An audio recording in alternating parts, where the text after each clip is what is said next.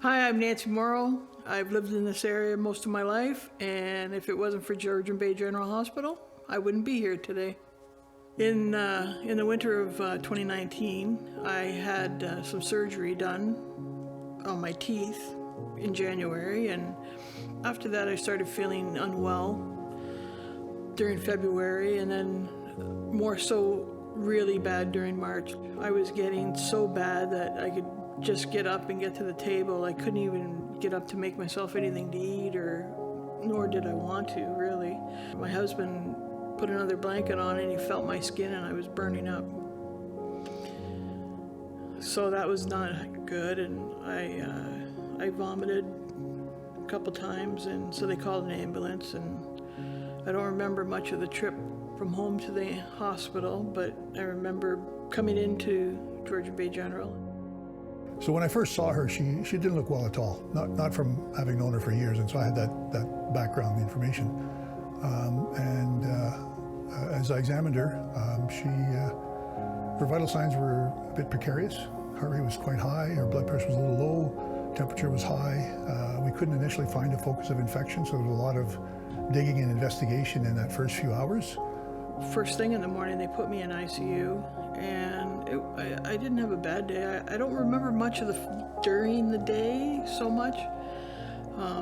More delirious and sleeping, and I remember kind of coming to, and I couldn't breathe.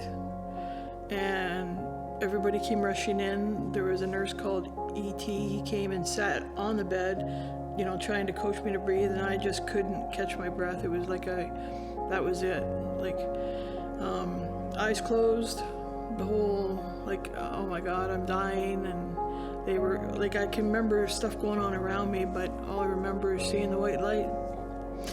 And got a little nervous, and then I know people don't believe in, some beyond earth things, but I saw somebody that meant a lot to me that had passed the year before, and basically shaking her head no, and I kind of opened my eyes and came to and caught my breath again finally. I thought that was it. I thought I was gonna die right there. It's scary. I remember Nancy well. When she presented, she was feeling very weak and tired, and she had a lot of chills and a fever. And we immediately recognized that she had an overwhelming infection. She was in the emergency department, and she was requiring medications to keep her blood pressure up. And she was subsequently brought to the ICU. And here she was in heart failure, and she needed invasive ventilation. And that happened overnight, and very quickly she got very sick. She was in the ICU for a few days, and luckily recovered well. Like I say, right from doctors and nurses right through to all the staff, courteous and friendly, and it's heartwarming. As a community, we need to give to our hospital and donate whatever we can to make sure that we continue to have the great service and care that is welcomed.